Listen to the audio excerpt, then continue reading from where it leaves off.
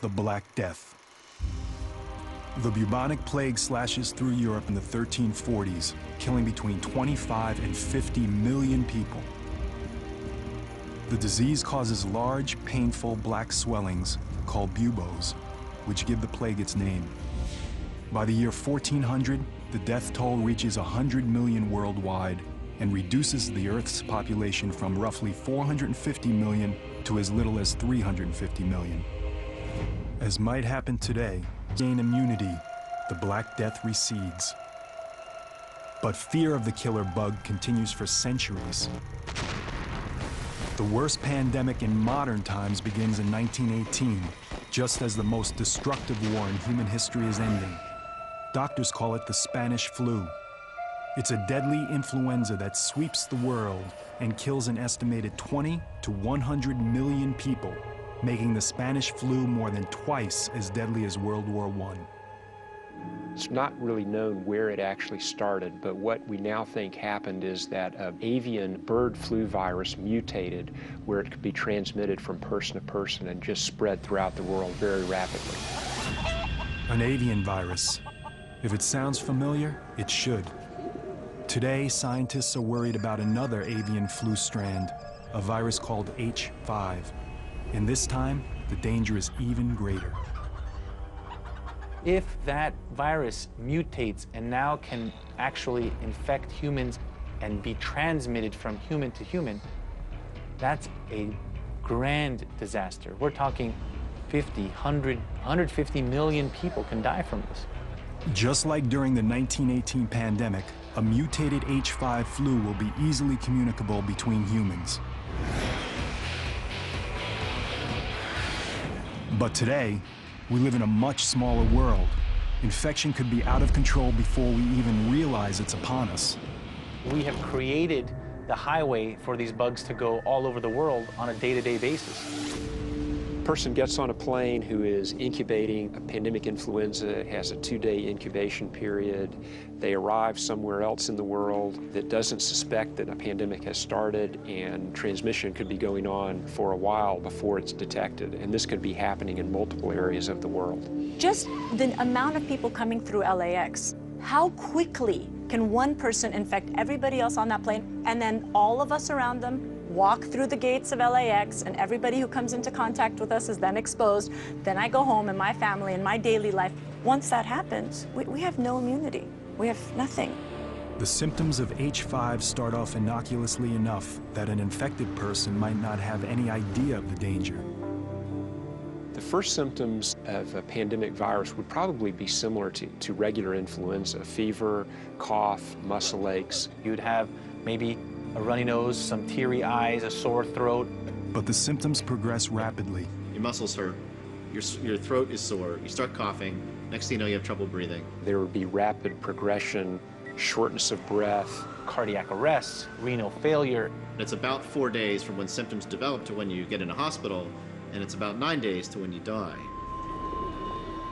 But as dire as these predictions appear, avian flu may not even be our greatest danger.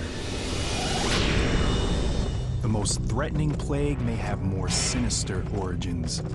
The pale horse, I believe, represents death, but I believe it represents a specific kind of death, and I believe it represents the death that would come from biological warfare, either through an act of terrorism, through a security breach, through military conflict. A vial cracks, a truck crashes, it goes into the food supply. Numerous biologically designed plagues are released on planet Earth. There's no remedy for them. They spread like wildfire. Millions of people are going to die. What if we had something that couldn't be contained? It'd take 1, 2, 3 hosts to infect an entire population? Easily. As an expert on weapons of mass destruction, John Barton understands the threat today's bioengineered viruses pose. With the way bioengineering is adapting right now, I think that is our largest threat. Biological weapon systems are only limited by their delivery measure. It's pretty easy to actually do a bioterrorist attack. Most of these are invisible, they're odorless, they're tasteless, And we don't even know how to respond to bioterrorism. We usually don't have antivirals or treatment ready to go because a lot of times we don't even know what it is. It takes a while until we figure out what it is that we're actually working with the agent. Let's say you have a terrorist cell. You have an engineered virus. It just has to get airborne. A biological released into the air on another human being in a high-density populated area like Los Angeles and New York, you're going to infect everybody. I mean, you're going to achieve your end. With the amount of travel that Americans do, with the amount of border crossing that the Europeans do, we can easily perpetuate a strain globally within weeks. For doctors, it will be like getting hit with the tsunami of the sick and dying.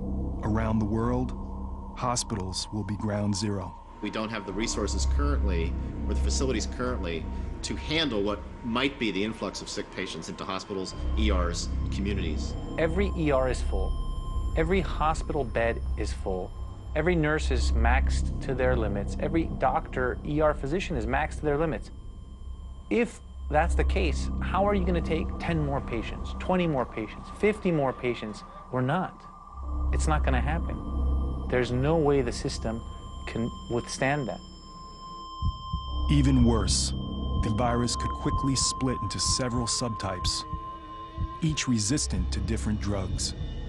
Viruses mutate a lot quicker than bacteria. It just takes that one virus to actually mutate and form that right combination that nobody would survive. If a virus is mutating so much and is bouncing from host to host to host and creating different strains within each host, it becomes almost incompatible. So no matter how big our military is, no matter how much we try to contain, no matter how much we try to shut down our airports to keep this spread from happening, it is very unlikely that we could. Apocalyptic extremes emerge. Quarantine, mass panic, and finally, the breakdown of society. If the illness or mutation is severe enough, the number of casualty will be too much to handle. We wouldn't know where to put the bodies.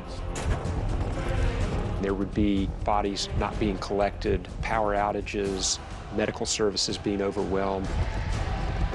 When we're talking about the right mutation, the number of dead would be so great that we would have dead people on the streets. You have mass death and no antibiotic to cure it because they were laboratory designed, genetically engineered plagues. And I think that's what the book of Revelation refers to. I don't think God is sending down sickness on planet Earth.